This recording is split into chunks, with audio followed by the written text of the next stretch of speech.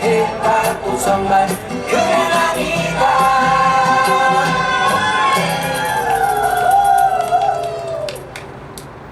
저거 안 옮겨도 될까?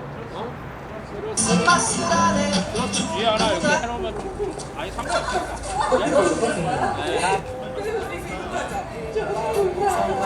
그냥 아니다.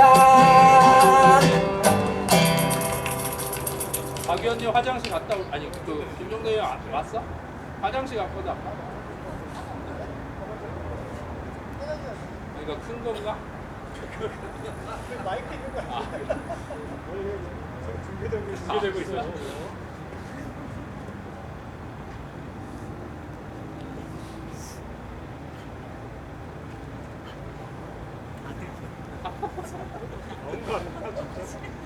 그거 다들 있어?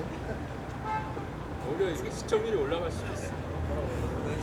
얘기 좀 잘해봐. 시작하기 전에.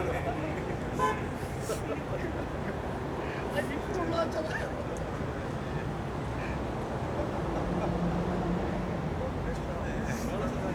오늘 약간 거기가 시작하겠다. 간단하게 발언. 여의도 주변에 계신 시민 여러분 안녕하십니까? 저희는 지금 국회에서 지금 탄핵안을 발의하고 이 자리에서 탄핵안 통과를 위해서 국민들과 함께 농성을 하고 있는 정의당 국회의원단과 당원들입니다. 오늘 저희는 이 자리에서 12월 9일 탄핵안이 통과되기 위해서 많은 시민들과 함께 탄핵을 홍보하고 탄핵을 결의하기 위한 탄핵 톡톡이라는 행사를 준비하게 됐습니다. 이 탄핵 톡톡 행사는 지금 화장실에 계신 김종대 국회의원님과 그리고 지난번 노유진 정치카페에서도 게스트로 매우 대활약 하셨던 박원석 전 국회의원님 그리고 지금 노유진 정치카페 시즌2를 이끌고 있는 강상구 위원님 이렇게 세 분이 진행하는 노유진 정치카페 시즌2 외전 행사입니다. 이 여의도 주변을 지나는 시민 여러분과 지금 라이브 방송을 보고 있는 모든 국민 여러분 오늘 행사를 즐거운 마음으로 그리고 즐겁게 박근혜 대통령을 탄핵시킬 수 있는 그런 방송이 될 수 있도록 끝까지 청취해 주시기 바랍니다. 먼저 행사를 진행하기 전에 저희 당의 공동대표이면서 오늘 행사와 농성을 함께 진행하고 있는 나경채 공동대표님을 큰 박수로 소개하도록 하겠습니다.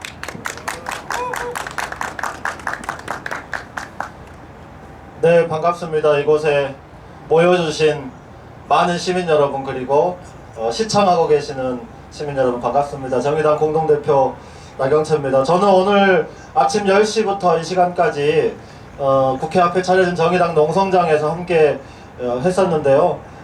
일요일이라 사람이 왔다 갔다 하실까 걱정을 했는데 그래도 아침부터 오늘 아침에 일산에서 이 농성장에 꼭 방문해서 노란색 리본에 글을 쓰고 싶어서 오셨다는 분도 계셨고 또 멀리 대전에서 한 커플이 와가지고 저기에 노란 리본을 꼭 달고 박근혜 대통령에게 하고 싶은 이야기를 쓰고 싶어서 왔다 이런 분도 계셨습니다. 오늘 제가 메인이 아니기 때문에 짧게 한 말씀만 드리면 오늘 이곳에 앉아 있으면서 역시 물론 박근혜 대통령 탄핵하고 퇴진해야 되겠지만 새누리당 반드시 해체해야 되겠다는 생각을 더욱 붙였습니다. 그 이유가 특별한 이유가 하나 있는데 그게 뭐냐면요. 하루 종일 저기 앉아 있었더니 저게 자꾸 눈에 보이는 거예요. 저기 현수막 보이죠? 줬다 뭐라고 돼 있죠? 준다 안 준다 갈팡질팡 어린이집 보육비 확실히 드리겠습니다. 괄호하고 8,600억 확보 이렇게 되어 있죠. 저것이 사실상 굉장히 엊그제 통과된 예산안의 과정을 왜곡한 것이다 라고 하는 것도 한 이유이지만 제가 새누리당 반드시 이 특권정당 해체시켜야 된다고 생각했던 이유는 다른 데 있습니다. 왜냐면은요 저 게시대 있죠. 저기 영등포 구가 운영하는 게시대입니다. 저쪽에도 하나 있죠. 저거를 시민 게시대라고 부릅니다. 시민 게시대는 현수막을 우리가 도로에 아무렇게나 거는 현수막을 자꾸 단속하잖아요. 저 게시대에는 구청에 돈도 내고 신청해서 보름 동안 붙일 수 있는 게시대예요. 각 구마다 30개에서 40개씩 운영하고 있는 시민 게시대입니다. 그런데 어떻게 운영되냐면요, 보름씩 붙이는데 1일부터 15일 날까지 게시하고 싶으면 16일부터 30일까지 신청을 하고 그 다음 2주 동안 게시를 하게 됩니다. 그러니까 저기 붙어있는 저 현수막이 예산에 대한 것이고, 내년도 예산이 며칠 전에 통과됐죠. 12월 2일입니다. 그래서 저기에 붙어 있으려면 11월 16일부터 30일 사이에 저게 신청되어 있어야 저게 12월, 우리가 지금 오늘 며칠이죠? 4일입니다. 예, 12월 4일 날 저게 붙어 있으려면 저게 지난주 보름 사이에 신청이 되어 있어야 저걸 붙일 수 있는 거예요. 보통 시민들은 그렇게 합니다. 2주 동안 신청을 하고 나머지 2주 동안 저거를 게시하는 것이죠. 그런데 저게 12월 2일 날 예산이 통과되어 있는데 우리가 오늘 보고 있다고 하는 것은 저게 게시되는 과정에서 무언가 특권, 반칙이 개입되었다 이렇게 볼 수밖에 없습니다. 제가 몇 년 전에 관악구에서 지방원을 했기 때문에 저것이 어떻게 운영되는지 잘 아는데요. 비록 작은 일이지만 국가를 운영하고자 하는 정당이, 그것도 집권 여당이 이렇게 작은 일에서부터 질서를 지키지 않고 규칙을 지키지 않고 저 경우에는 아마도 영등포 구 조례 위반일 겁니다. 이렇게 해서야 되겠습니까? 이렇게 반칙과 특권으로 그동안 나라를 운영했기 때문에 우리는 박근혜 대통령도 물러나야 된다고 이야기하지만 동시에 새누리당도 그 책임을 지고 해체되어야 한다 이렇게 이야기하는 것입니다. 오늘 탄핵 톡톡에서는 이런 작은 이야기에서부터 또 우리나라가 왜 박근혜 대통령, 우리 국민들이 박근혜 대통령 퇴진을 외치고 새누리당 해체를 외치는지 이런 큰 이야기까지 가감없이 우리 세 분이 입담을 풀어주실 것이라고 믿습니다. 오늘 즐겁게 함께 시청해 주시고 또 다음 주간은 대한민국 역사에서 굉장히 중요한 주간이지 않겠습니까? 우리 시민 여러분들 또 국민 여러분들 끝까지 관심을 놓지 않고 함께 해주시면 좋겠습니다. 감사합니다. 예, 좋은 말씀 해주신 나경채 공동대표님께 큰 박수 부탁드리겠습니다. 예, 여러분 드디어 기다리던 순서를 바로 진행하도록 하겠습니다. 하지만 방금 발언을 듣고 좀 목소리를 한번 당금질을 해야 되지 않겠습니까? 예, 힘있게 구호 한번 외치도록 하겠습니다. 새누리당 해체하라! 새누리당 해체하라! 박근혜는 퇴진하라! 박근혜는 퇴진하라! 박근혜를 탄핵하라! 박근혜를 탄핵하라! 예, 좋습니다. 예, 오늘 그럼 힘찬 본행사를 빨리빨리 시작하도록 하겠습니다. 한 분씩 제가 호명을 하면 뛰어서 이 자리에 나와줬으면 좋겠습니다. 먼저 노유진 정치카페 시즌2를 이끌고 있습니다. 노유진 정치카페 시즌1보다는 청취율은 떨어지나 깊이는 좀 더 높다라는 소문이 자자합니다. 예, 노유진 정치카페 시즌2의 진행자 역할을 맡고 있는 강상구 정의당 교육연수단 부원장님을 큰 박수로 소개하도록 하겠습니다. 앉아주시죠. 네, 이어서 소개하겠습니다. 한때는 노유진 정치카페에서 진중권을 몰아내고 사회자를 할 가능성을 보여주셨던 분입니다. 19대 국회에서 가장 뛰어난 의정활동을 보여주셨던 박원석 현 정의당 경기도당 위원장님을 큰 박수로 소개하도록 하겠습니다. 네, 마지막 주자를 소개하겠습니다. 네, 정의당에서 가장 젊고 가장 능력 있는 국회의원입니다. 그리고 국방 문제에 있어서는 대한민국 넘버원을 자랑하시는 분입니다. 정의당의 가장 날렵한 국회의원 김종대 의원님을 소개합니다. 마이크 하나씩.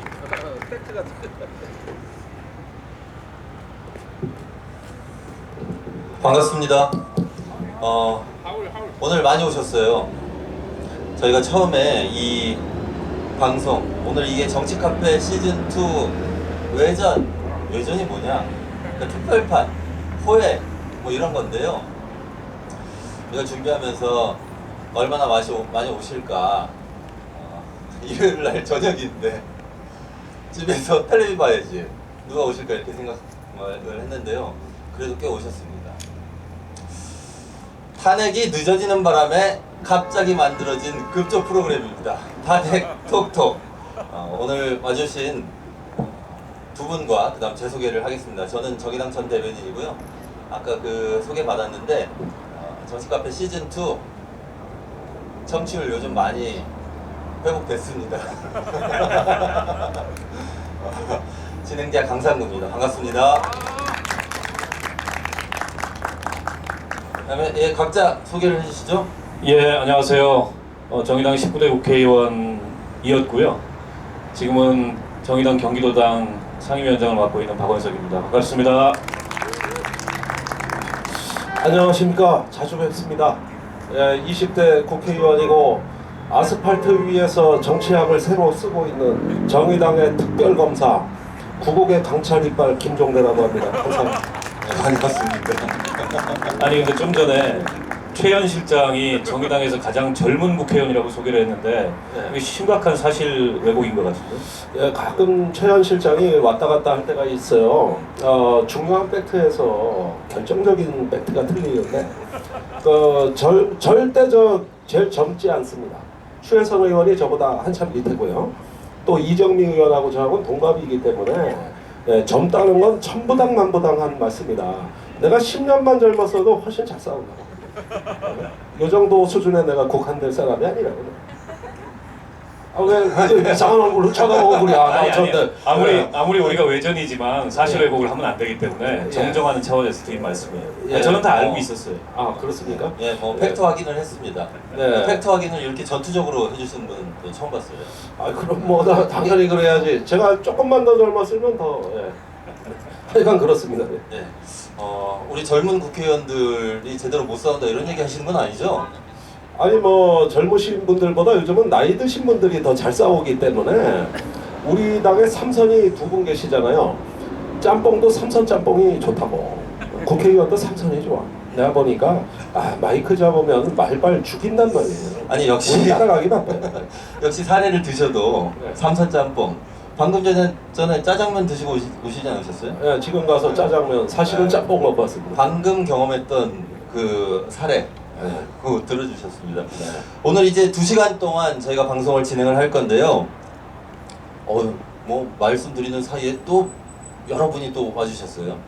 네. 지금 우리 앞에 카메라가 고정돼 있어서 그런데요. 뒤로 돌리면 지금 수백 분이 앉아 계세요. 그러니까요. 자, 함성과 박수 한번 주세요.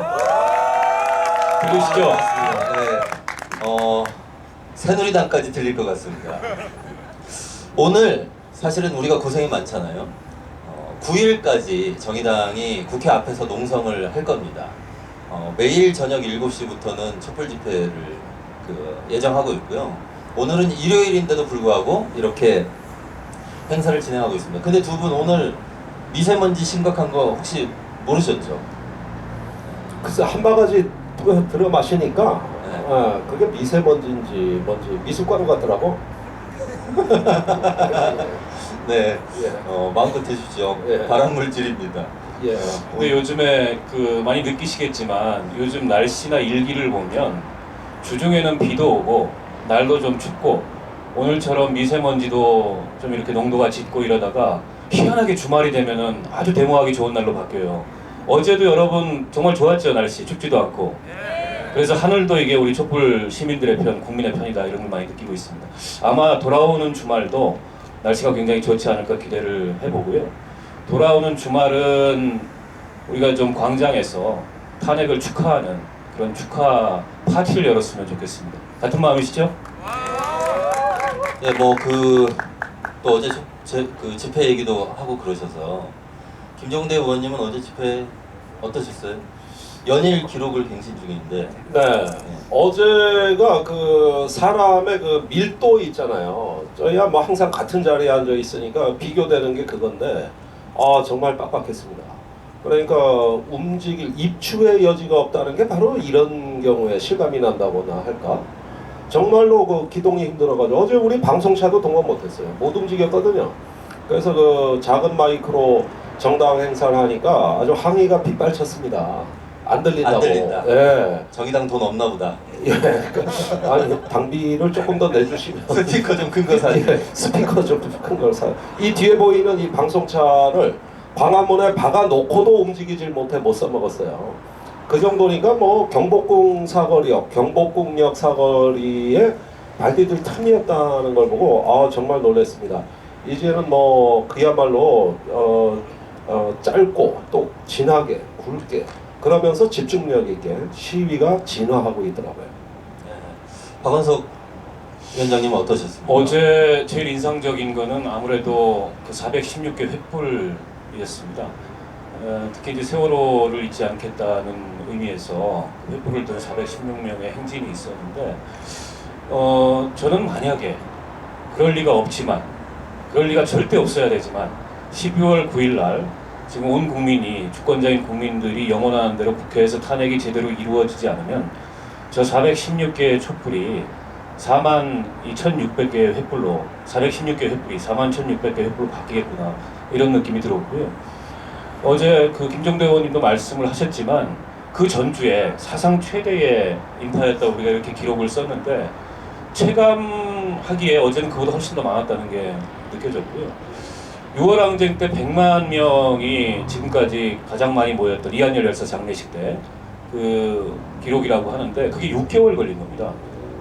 박종철 열사가 뭐 탁하니까 억하고 죽었다. 이게 폭로되면서부터 시작해서 6개월 만에 100만 명이 모였는데 지금은 불과 한 달 조금 넘는 사이에 232만 명이라는 이 촛불이 모였다는 것은 지금 이 사태의 엄중함에 대해서 또 이 사태를 직면해서 우리 국민들의 정말 주권의식이 폭발하고 있는 그런 상황이고 지금이라도 박근혜 새누리당은 제발 좀 제정신 차렸으면 좋겠다는 생각이에요. 예, 저는 사실은 요즘 몸에 사리가 생길 지경이에요. 왜냐하면 제가 팟캐스트를 진행하고 있긴 하지만 중앙당에서 교육을 담당하고 있어요. 그래서 주말마다 우리 활동가들 교육을 진행하고 있습니다. 내년 3월 14일까지 저는 집회에 못 나갑니다. 토요일, 일요일 계속 일정이 잡혀 있어서요. 근데 어제 교육은 서울, 경기, 인천, 우리 정의당의 서울, 경기, 인천 이 간부들 교육을 했거든요. 우리가 안 나가니 집회가 걱정된다 이런 마음이 있었습니다. 근데 230만이 모였습니다. 자괴감이 좀 들더라고요. 우리가 안 나가도 잘 되는구나. 다음 주에는 이제 이 수도권의 정의당의 간부들이 다 나가면 더 많이 나올 수도 있겠다. 무섭지 않은가? 그 전에 꼭 탄핵해야 되겠다. 새누리당에게 경고합니다. 자, 오늘 이런 얘기를 할 겁니다. 일단 국정조사 얘기 좀 할 거고요. 그 다음에 탄핵 얘기 자세하게 좀 하겠습니다. 그리고 예산안하고 예산 부수법안이 통과됐는데 우리가 탄핵 때문에 너무 이 돌아가는 상황 쫓아가느라고 예산안 뭐가 통과됐고 예산 부수법안이 처리가 되긴 했는데 뭐가 문제인지 이런 걸 잘 아시는 분들이 아주 많지는 않습니다. 그래서 근데 이게 문제가 좀 있어요. 그래서 이런 얘기도 좀 골고루 하겠습니다. 일단 국정조사 얘기입니다. 정의당의 국정조사를 총 책임지시죠? 김정대 의원께서? 이제 국정조사 특위위원은 윤수아 의원님이시고 저는 사실은 그 지원을 하는 임무인데 당 차원의 국정조사단이 하나 있어야 되겠다. 왜냐하면 특위위원이 이제 한 분은 발언 시간도 제한돼 있고 또 여러 가지 그 내에서 역할이 이렇게 제한되다 보면 당 차원에서 뭔가 이 사태를 포괄적으로 나중에 백서라도 한 권 낼 수 있는 플랫폼 하나는 있어야 되겠다. 이래서 국정조사단이라는 걸 별도로 꾸려서 일단 제가 책임을 지게 됐습니다. 그 이제 앞으로 하는 일이라는 게 뭐냐? 우선 가장 중요한 게 정보예요. 시민 여러분들께 시민 제보를 받는 하나의 어떤 단일한 창구가 마련이 돼서 뭐 박근혜 대통령에 관한 건 무엇이든 좋습니다. 이분은 존재 자체가 범죄시기 때문에 그 하는 일마다 제보할 거리들이 무수히 많이 있을 거예요. 지금 빙산의 일각만 밝혀졌거든요. 그래서 특히 일정에 구애되지 않고 지속적으로 앞으로 백서를 완성하는 날까지 조직을 운영하겠다. 그래서 국회 특위에 또 이걸 지원을 해드린다. 이런 점으로 이건 뭐 정의당의 이제 검찰청이자 하나의 어떤 특별 검사라고 그래서 아까 특별 검사라고 소개를 하셨군요. 그래서 그런 거예요. 네. 근데 하는 일은 백서를 만드는 것이다. 백서는 저는 특위가 끝나더라도 이 전체를 종합한 걸 정의당 백서를 발간해서 국민 여러분께 보고회를 가져야 된다. 이 범죄의 현상만 들여다보지 말고 그 본질, 왜 이런 범죄가 생겨났는지 근원적으로 좀 이걸 구조적으로 우리가 설명해 드릴 수 있는 친절한 설명서를 하나 만들어야 된다는 게 제 생각이에요. 제보는 많이 들어옵니까? 제보요? 네.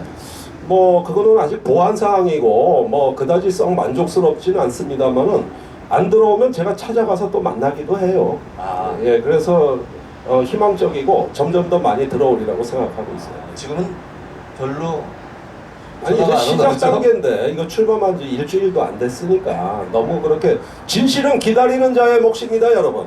진실은 조급해하는 사람 편이 아니에요. 이렇게 한번 떠보려고 요즘 가짜 정보도 막 폭로하는 일부의 몰지각한 야당 의원도 가끔 계시는데 진실은 그렇게 밝혀지는 게 아닙니다. 일부의 몰지각한 야당원 이런 건 좀 실명을 얘기하세요.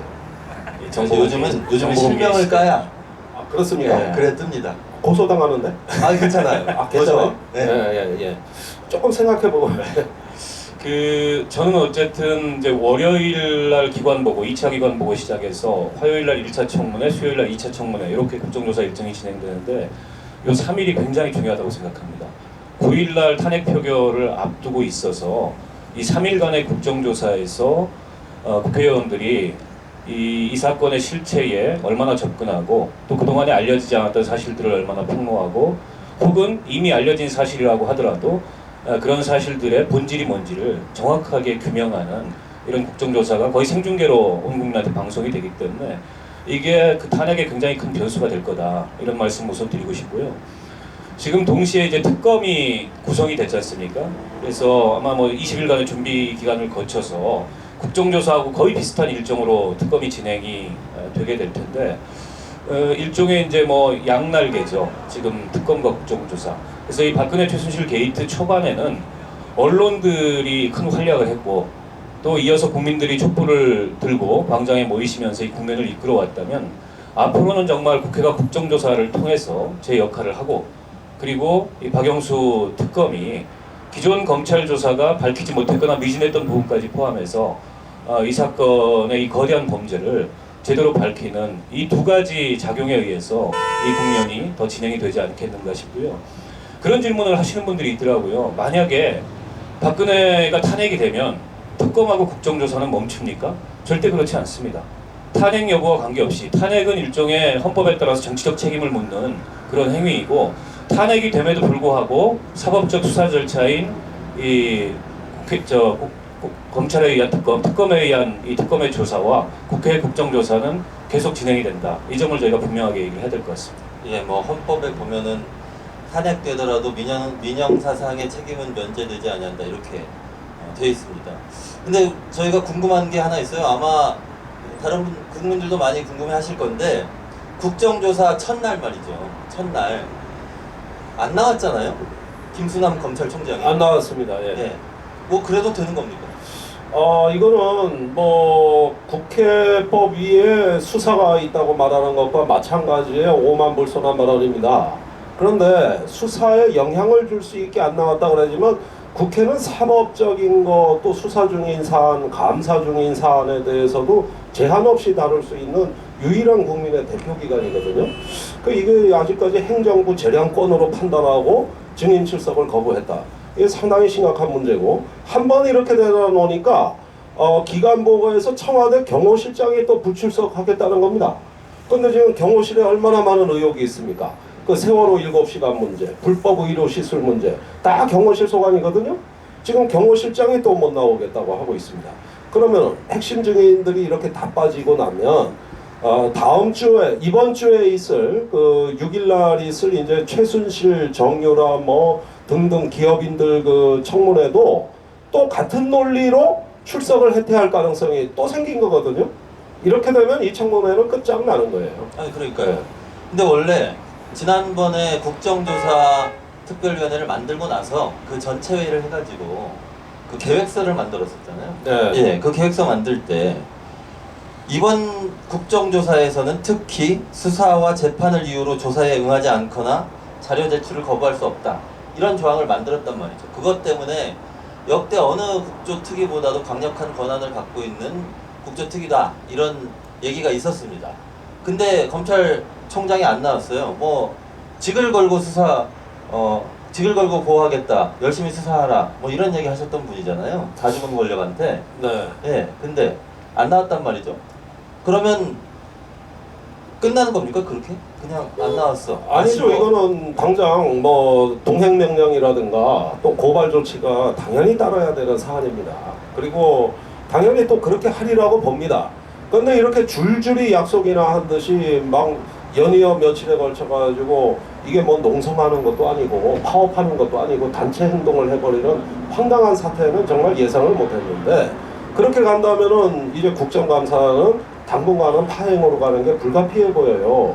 결국은 국정조사가 무엇을 밝히는 자리가 아니라 국민의 분노만 전달하는 일종의 살풀이가 될 가능성도 높다. 그런 점에서 사실은 지금 여야가 이거는 다시 그 재의결을 하든지 아니면 강제 동행이라도 해서 지금 바로 법적 조치를 해야 됩니다. 그러지 않으면은 줄줄이 빠질 게 뻔한데, 제가 보기엔 뭐 안종범이 나오겠습니까? 최순실이 나오겠습니까? 뭐 정호승이 나오겠습니까? 아니 이러면 안 나오는 거예요. 지금 아예 그 잡아놔야 됩니다.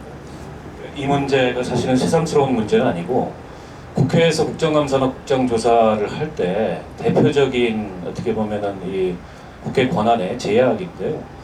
증인 출석에 응하지 않더라도 받는 처벌은 재판해가지고 벌금형을 받습니다.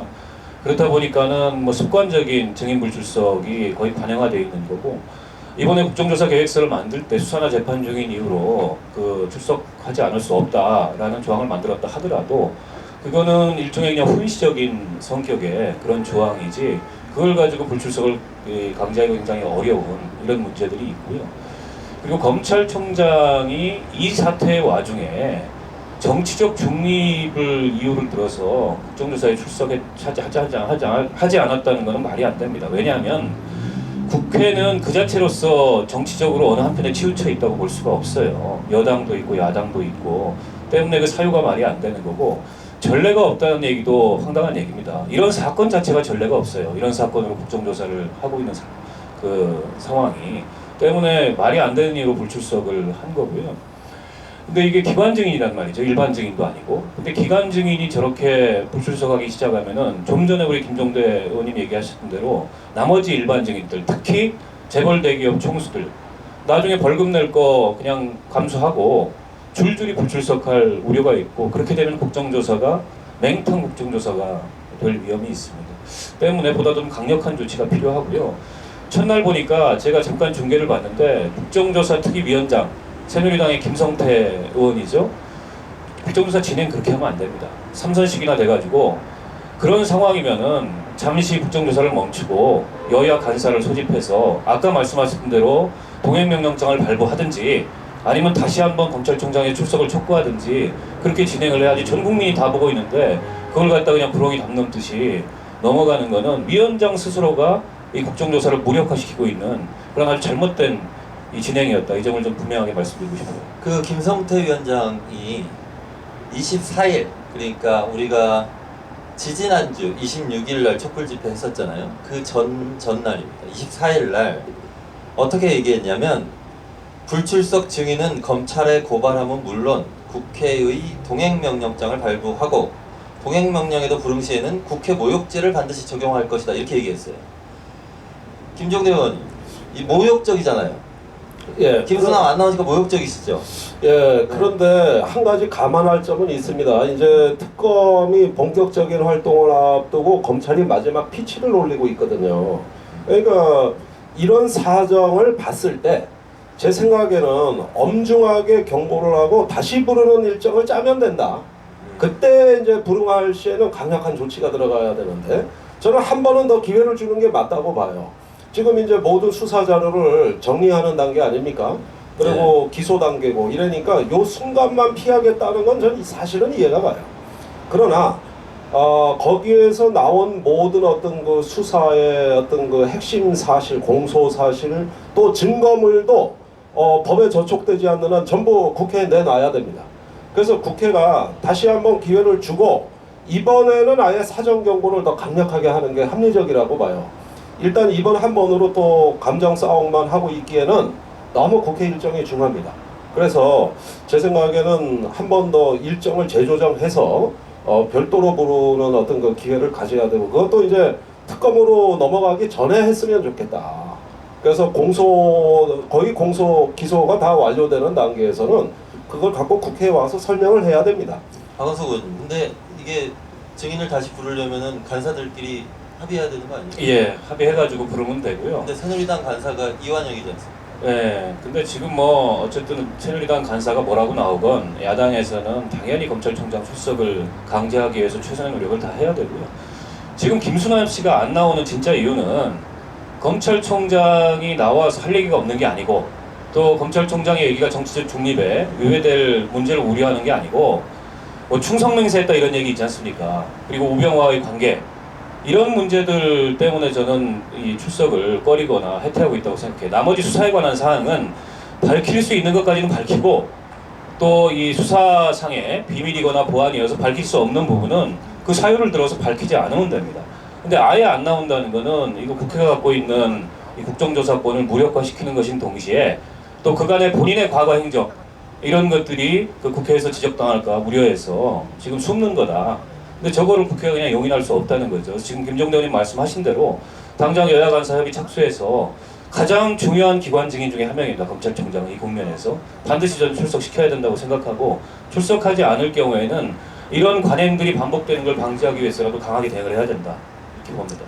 네, 저는 뭐 아까 국회 모욕죄 말씀드렸는데 찾아보니까 국회 모욕죄를 적용하면 5년 이하의 징역도 가능하더라고요. 맞습니다. 네, 말 안 들으면 국회 모욕죄 적용해야 된다. 김성태 위원장이 본인 입으로 직접 한 얘기니까. 네. 네, 뭐 그렇게 하시겠죠?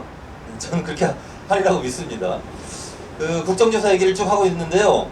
우리 김종대 의원님 전문 분야 좀 여쭤보도록 하겠습니다. 이게 우리가 정의당이 국정조사 10대 방향을 잡은 게 있어요. 그 중에 10가지 중에 보면 방산 비리를 포함한 외교안보 정책 개입 관련 의혹 규명 이라고 하는 내용이 중요하게 들어가 있습니다. 이 국정조사 과정에서 그 관련해 가지고 확인할 수 있을 만한 사안이 있나요? 근데? 예, 일단 현재까지 조사된 내용을 말씀드리면은 그 한 가지 여기서 이제 우리가 중요하게 통찰해야 될 점이 있습니다. 이 최순실 일당의 국정농단에는 일정한 패턴이 존재한다는 겁니다. 처음부터 다짜고짜 그 이권을 뭐 이렇게 도모한다든지 아니면 자금을 편취한다든지 이런 식의 행동이 직접 나오는 게 아니고 먼저 공직자 인사에 먼저 개입을 한다. 그러니까 얼마나 말을 잘 듣고 군말 없이 충성하는 집단인가, 또 얼마나 배신하지 않을 놈인가, 이런 걸 따져가지고 자기 사람을 먼저 심는 과정이 본격적인 그 농단에 앞서서 선행 조치로 일어난다는 게 공통점이에요. 그게 문화체육부하고 보건복지부에서 그대로 나타났어요. 그건 뭐 이미 언론에 공개돼서 다 아는 사실입니다. 근데 저희가 아는 바로는 그 비선 라인이 가장 은밀하게 작동했던 분야는 문화체육부나 보건복지부가 아니고 국가정보원, 경찰, 군입니다. 이 3개 기관이에요. 그리고 이 3개 기관의 인사가 상당히 석연치 않은 과정을 통해서 왜곡됩니다. 우선 뭐 국정원의 육사 41기 그 추국장이라고 하는 사람의 행적 하나만 보더라도 별도의 사적 라인을 통해 가지고 민감한 정보를 우병우와 비선 라인, 문고리 권력에 따로 전달을 했다는 의혹이 거의 지금은 뭐 기정사실화돼 가고 있습니다. 또한 군대를 보면은 당장 방산 비리에 개입을 했다기보다는 그것을 심부름을 시킬 수 있는 우호적 세력의 인사에 먼저 개입을 했다. 그 중에서 역시 백미는 지금 방산 비리로 감옥에 가 있는 최윤희 전 합참의장입니다. 이분이 얼마나 이상한 인사인가 하는 거는, 이분은요 해군 총장을 거쳐서 박근혜 정부, 그러니까 2013년 10월에 합참의장으로 발탁이 되신 분인데, 이때 이미 해군 총장 때 무기를 석연치 않게 구입한 걸로 잡음에 휩싸여 있었던 거예요.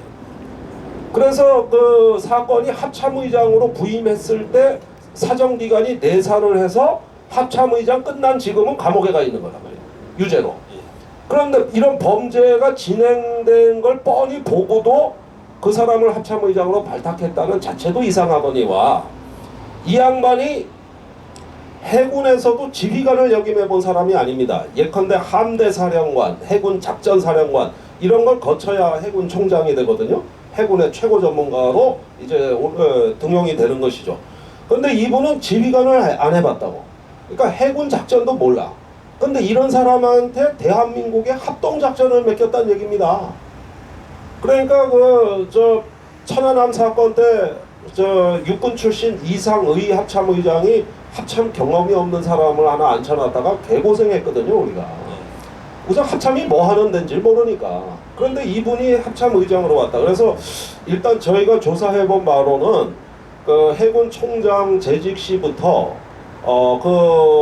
그분의 부인이 최순실과의 상당히 밀접한 관계로 이미 그 사적 관계를 형성하고 있었다는 사실이 방산비리 수사 과정에서 확인이 됩니다. 확인이 돼요. 제보가 있었어요. 한 4건 정도. 김종대 의원님한테 제보가 있었어요? 아니 군 검찰에. 네. 군 검찰에 제보가 들어왔는데 그걸 아직까지도 수사를 안 하는 겁니다. 그러니까 그때 당시에 결정된 무기 중에 해상 작전 헬기 같은 경우를 보면은 절대 들어와서는 안 되는 헬리콥터가 들어왔어요. 이 헬리콥터는 성능이 너무 떨어져 가지고 음파 탐지 장비로 잠수함을 찾는 헬기가 따로 있고 그 다음에 그 연락받고 와서 어뢰로 그 북한 잠수함을 쏘는 헬기가 따로 있어. 그러니까 발견한 사람자가 현장에서 종결을 해야 되는데 한 대로 할 걸 2대로 해. 성능이 떨어져 가지고. 이거는 확실한 방산 비리예요. 그걸로 지금 감옥 가 있는데 그게 해군 총장 때 이미 벌어진 걸 2013년 1월에 벌어진 걸 알고도 합참의장으로 발탁을 했다. 그런데 알고 보니까 그 부인이 최순실하고 상당한 관계더라는 것이죠. 이 합참의장 인사가 있고는 거의 기절하는 줄 알았어요, 우리는. 그 말은 최윤희 합참의장 인사에, 그러니까 합참의장 인사에 최순실의 입김이 작용했을 것이다. 이렇게 봐도 그런 제보가 이미 말씀이죠. 4차례 지난해 재작년에 군 검찰에 제보가 됐음에도 불구하고 수사를 안 했기 때문에 저는 단언할 수는 없습니다. 그러나 유력한 제보였고 또 한 가지 최근에 제가 확인한 사실로는 뭐냐면은 최윤희 합참의장이 부임한 거는 청와대 김기춘 실장 지시였다는 겁니다. 그런데 지금 김기춘 실장이 군에 대해서 뭘 한다고 합참이 뭐 하면 되고 또 그럴 때 육해공군이 그걸 어떻게 그게 합참이 작전 지시 통제를 하는데 이런 전문성이 상당히 필요한 분야인데 이걸 김기춘 실장이 국방부에서 올린 게 아니고 자기가 바꿨다. 이렇게 해서 김기춘 실장에 의한 석연치 않은 인사가 이루어졌는데 저는 이게 비선에 의한 인사 개입의 전형적인 스타일을 답습하고 있는 것이다. 그 와중에 방산비리가 있었다. 이 점을 유념해서 지금 후벼파고 있는 거죠. 김기춘 실장이 거기에도 개입을 돼 있습니다. 제가 알기로 확실히 개입돼 있습니다. 그런데 사실관계가 조금만 더 확인이 필요하기 때문에 일단은 그 기관에서 어느 정도 알려진 사실만 말씀드리고 그런데 이제 거기에 어떤 비선 라인이 어떻게 김기춘 실장을 움직였냐 이거는 조사가 필요한 부분입니다. 좀 김정대 의원님 말씀을 들으면서 그 관련해서 이 사건 진행되는 과정에 그런 보도들이 나왔습니다. 무기 로비스트인 린다김, 지금 이제 마약 혐의로 홍성교도소에 구속이 돼 있는데 린다김이 최순실 내지는 박근혜와 접촉을 했고 그리고 그게 이제 로키드 마틴사의 로비스트였기 때문에 로키드 마틴의 무기를 대량 구입하는 그 과정에서 모종의 리베이트가 일어났을 어떤 개연성 이런 의혹들이 제기가 됐어요. 근데 그 의혹만 제기되고 그와 관련돼서 구체적인 사실들이 규명이 되거나 좀 추가적인 정보들이 지금 안 나오고 있습니다. 그래서 그 점 관련해서 좀 많이 궁금하실 것 같아서 저도 개인적으로 궁금하고.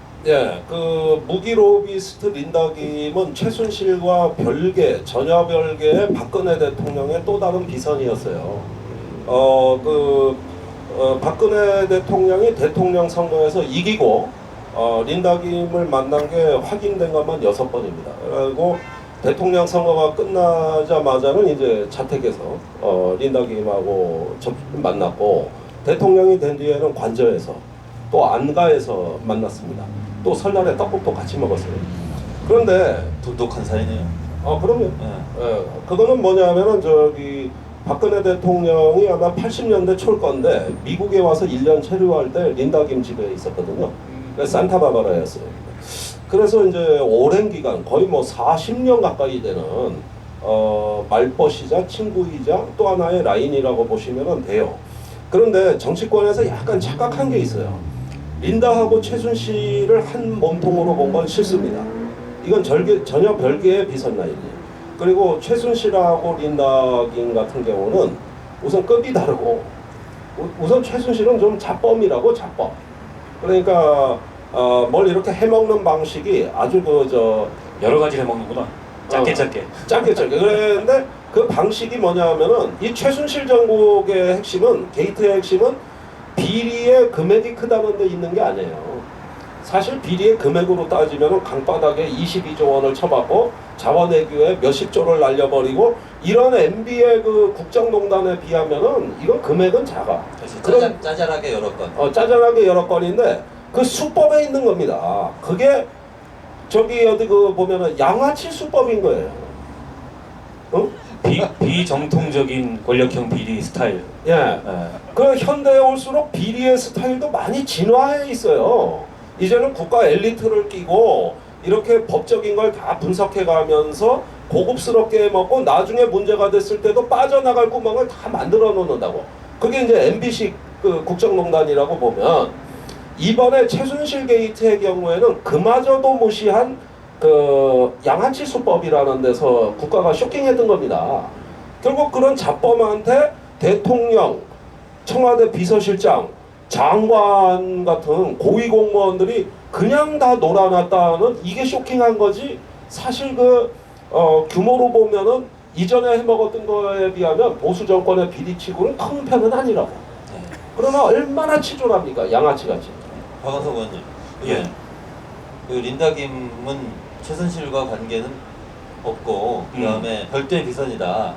이거 있잖아요. 아니 그 얘기는 우리 정치 카페 몇 회 전에 했거든요. 우리 그래요? 안 들으시는군요. 잘 안 들어요.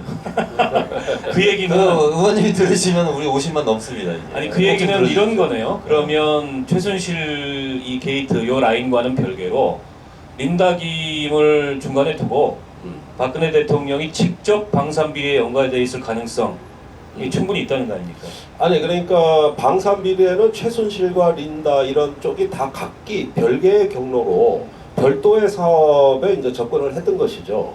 그런데 이제 린다 김 같은 경우는 이미 희대 그 율곡비리 사건에서부터 해가지고 촘촘한 감시망이 이미 구축이 돼 있기 때문에 함부로 하기는 어려웠을 겁니다. 그런데 린다 같은 경우는 이제 큰 프로젝트를 수행해 본 사람이기 때문에 자기 로비스트로서의 명성 때문에 작은 건 안 한다고.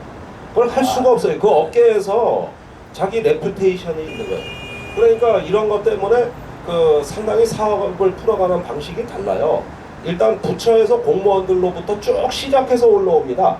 그래서 마지막 대통령 의사결정하기 좋게 판을 다 만들어 놓고 결정적인 시점에 움직이는 이런 게 이제 그 무기 로비스트의 그 수법이라고 한다면 격이 있어 보여요.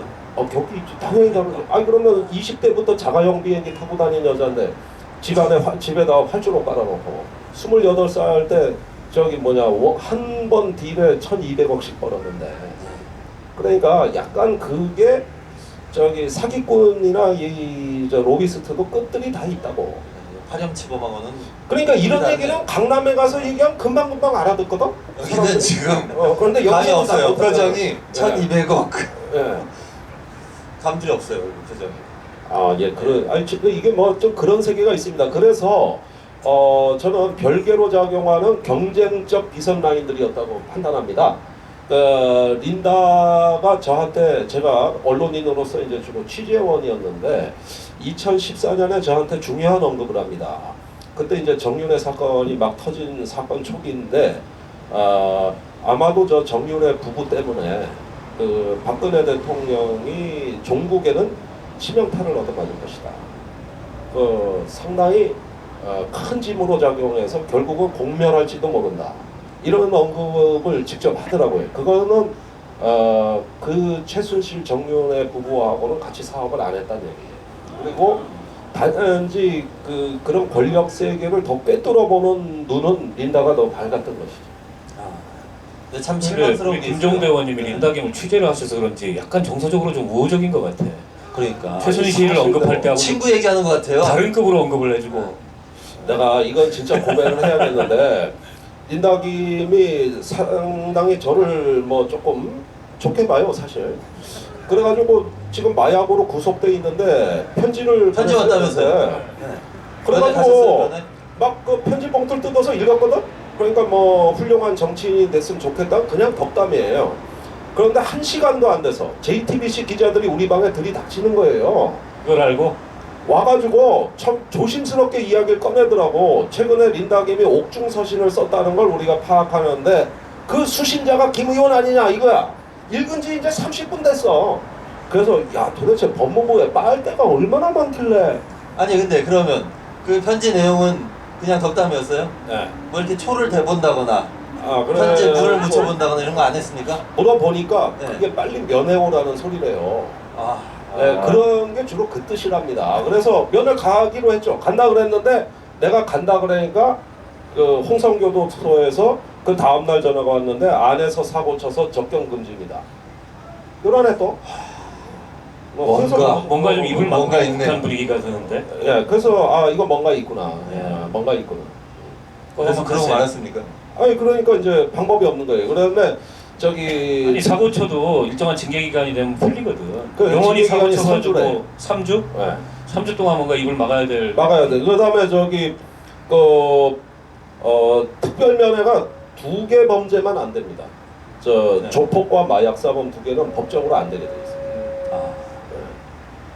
그 얘기는 왜 하신 거예요? 아니 그러니까 마약 사범이니까 특별 면회가 우회로가 없고 사범이었어. 우회로가 없고 일반 네. 면회가 안 되면 끝이라는 거예요. 예. 근데 뭐 어쨌든 이 얘기를 좀 흥미로운 하다 얘기네. 보니까 참 보수 너무하네요 정말. 네. 저 안보가 자기들 전공 아닙니까 전공. 근데 안보가 거기서조차 안보이지. 이런 식으로 네. 안보가 안 보인다고. 안보가 안 보여요 보수 정권에서. 지금 표정들 보시죠. 좌절하는 표정. 예. 처분이 왜 저러실까. 예, 아니 뭐 사실 근데 정말 실망스러워요. 실망스럽죠. 네. 그러니까 그 배경에는 무언가 우리가 모르는 다른 진실이 저는 분명히 있다고 확신하고 있습니다. 이것도 언젠가는 저희가 끝까지 캡니다. 예, 우리 저 국방부에 계신 분들 요즘은 그렇게 해도 되니까요. 정의당에 제보 주십시오, 제보. 네. 요 건과 관련해서 아시는 것들 제보 주시면 우리 김종대 의원님이 직접 만나러 갑니다. 꼭 그렇게 해주시고요. 국정조사 얘기를 하고 있는데요. 국정조사와 관련해서는 재벌 얘기만 조금 하고 넘어가겠습니다. 이제 내일 모레면 재벌 총수 예정돼 있기로는 9명이 국회에 옵니다. 이게 뭐 무슨 정경련 회원사 모임에 비견되는 이제 그런 장면이 연출되는데요. 아까 우리가 이분들 나올까 이런 걱정했단 말이죠. 걱정했어요. 꼭 나와야 될 것 같긴 합니다. 삼성이든 현대든 뭐 우리가 의심하고 있는 여러 가지 것들이 있어요. 그리고 언론 보도에 따르면 이 국정조사 준비를 위해서 열심히 하고 있다 이런 얘기도 있습니다. 우리 이재용 부회장 열심히 공부한대요. 준비를 위해서. 근데 의원을 하셨으니까 박원석 의원님 어떤 양상이 펼쳐질 것 같으세요? 보시면. 우선은 여전히 불출석할 우려가 있고요. 네. 다만 이제 국민 여론 사이에서 고민을 하겠죠. 워낙 지금 국민들 눈총이 따갑기 때문에 국회 불출석했다가 더 큰 역풍을 맞지 않을까. 그 사이에서 지금 갈팡질팡 고민을 좀 하고 있을 것 같고요. 저는 이번에 이제 검찰 수사가 진행되는 과정에서 대체로 국민들이 기존의 검찰이 이런 권력형 비리 사건을 다룰 때에 비해서는 좀 우호적이었어요. 검찰이 어쨌든 박근혜하고 선 긋고 뭔가 해보려고 한다. 물론 이제 검찰이라는 조직의 속성상 자기 조직 보위 논리가 발동을 하면 대통령이고 나발이고 없습니다. 약점을 보이면 다 물어뜯는 그런 하이에나 같은 속성을 갖고 있는데, 근데 검찰 수사에서 가장 유감스러운 대목은 이 재벌 대기업의 이 게이트 사건 연관성을 검찰이 매우 희석시켰거나 더 나아가서는 은폐시키는 그런 수사 양상을 보여줬다. 이 점을 좀 지적하고 싶어요. 일요일 날 저녁 때 몰래 불렀잖아요. 그러니까 일요일 날 저녁 때 국민들 시선, 언론의 시선이 없는 사이에 몰래 부르고, 그리고 결국에는 뇌물죄 기소를 안 했어요. 최순실 등등 다 했어. 그 얘기는 미르케이 재단의 재벌들이 717억이라는 돈을 냈는데 그 돈의 성격을 대가성이 없는 순수한 모금 내지는 그냥 강압에 의해서 삥 뜯긴 거, 그 검찰을 약간 피해자 비스무리하게 지금 위치에 갖다 놨다는 거죠. 근데 생각해 보십시오. 대한민국 재벌들이 어떤 재벌들이고 독재 정권 시절부터 시작해서 권위주의 정권 시대를 살아오면서 정경유착이 아주 달코 다른 그런 존재들인데 아무 대가 없이 그런 돈을 줬을 리가 있습니까? 그리고 재벌들이 따로 자기들 현안 과제나 이 소원 수리 적어가지고 청와대에 제출했고 박근혜 대통령이 살펴보겠다 이런 얘기가 있었다는 언급까지도 있었어요. 때문에 이거는 누가 봐도 명백한 전후 관계로 봤을 때 뇌물이고, 그 돈의 성격에 대해서 분명히 규명하는 것이 이후에 검찰이 제대로 못했다면 특검의 과제이자 또한 국정조사에서 중요한 과제다. 특히 그 중에 핵심은 삼성입니다. 특히 국민연금이 5천억 원의 평가 손실을 제일모직과 이 삼성물산 합병 과정에서 봤는데, 이거는 그 당시에 최순실 게이트가 알려지지 않았을 때부터 비정상적인 합병이었기 때문에 다양한 의혹들이 제기가 됐어요. 근데 결국 이 사건이 드러나면서 그 개연성이 보다 더 뚜렷해지고 있는 거죠. 그래서 이 점에 대해서도 국정조사에서 분명히 밝혀야 되는 상황이라고 생각하고요. 또 하나는 정유라에게 삼성이 거의 200억에 가까운 돈을 지원을 했습니다. 삼성이 뭐가 있어서 정유라에게 200억 원 가까운 돈을 지원을 했겠어요. 그건 결국 삼성이 이 정권의 실세가 누구인지를, 몸통이 누구인지를 파악하고 먼저 접근해서 최순실을 통해서 자기들의 현안들을 해결했을 가능성도 굉장히 높다는 거죠. 그런 면에서 단지 검찰은 이번 게이트에 보조자이거나 내지는 삥을 뜯긴 그런 피해자가 아니라 실제 공범자이자 더 나아가서는 몸통일 가능성이 높다.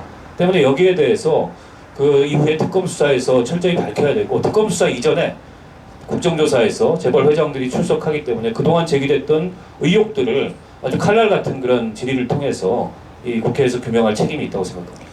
박원석 의원님 의원 시절에 삼성한테서 연락 안 왔어요? 저희 정의당 의원들은 삼성의 입장에서는 대체로 포기한 존재들이에요. 실세는 구사하고 네, 바늘도 안 들어가는 존재들이기 때문에 삼성 같은 데는 아예 정의당 의원들은 제껴놉니다. 200억이 아니라 뭐 200원도. 그 밑에 다른 기업들은 가끔 연락도 와요. 아, 이런 문제로 이번 국정감사 때 뭐 어쩌고 저쩌고 한데 어떻게 돌아가는 건지, 뭐 질의하실 건지, 뭐 혹시 질의서 주실 수 있으면, 이런 얘기를 국회에 이제 대관 담당자들이 나와 있거든요. 하는데 삼성은 겪어봤지 않습니까? 과거의 민주노동당 시절부터 진보정당 국회의원들이 어떤 사람인지를. 그래서 그런지 삼성은 일체 뭐 아예 연락이 없습니다. 김종대 의원님한테 뭐 잘하는 일이라고 봅니다. 괜히 연락해서 서로 불편할 일 없이 각자 갈 길을 가는 게 차라리 낫다. 예, 그 연락 와봤자 뭐 아무 효과도 없을 건데. 뭐 삼성이 이제 또 유일하게 방위 산업체가 이제 없는 재벌 그룹입니다. 이것도 이제 노조 쪽에서는 특검 기간에 규명해달라는 요구 사항 중에 하나입니다만은 세 개의 방산업체를 한화에 넘겼거든요. 그랬잖아요. 예, 재작년이죠. 그런데 그 대금을 한화가 아직 지불하지 않고 있어요. 그러는 동안에 노조가 또 상당한 고용의 위기에 처해 있습니다. 그게 삼성 테크윈하고 이제 삼성 탈레스가 두 개가 대표적이죠. 삼성화학이 있고요. 그러면서 이제 이쪽도 삼성이라는 존재를 방산업체에서 하도 비리가 많이 터지니까 싹 지워버리고, 그런 매각 과정에서 이재용의 그 경영 승계를 위한 지분이 더더욱더 상승이 됩니다. 그 다음이 이번에 제일모직하고 삼성물산 합병이에요. 네, 그렇죠. 모든 게 이런 구조조정이 이어지는 건 다 이재용 후계자 만들기를 위한데 프로그램이 맞춰져 있거든요. 그러니까 돈도 안 받고 넘겼지. 뭐 주기는 준다고 말은 합니다만 사실 언제 받을지 모르겠어요. 네, 알겠습니다. 이재용 부회장 보고 계세요? 준비 열심히 하십시오. 우리 일요일 날 이렇게 나와가지고 미세먼지 마시면서 고생하는데 당신들도 고생 좀 해봐야 돼. 듣고 있을 거라고 생각합니다. 자, 탄핵 관련한 얘기를 좀 하겠습니다. 이게 뭐 탄핵 관련해서는 전국이 하루에도 몇 번씩 변하니까요. 토요일 새벽에 탄핵안을 발의했지 않습니까? 그때 상황 얘기 좀 해주십시오. 새벽에 와가지고.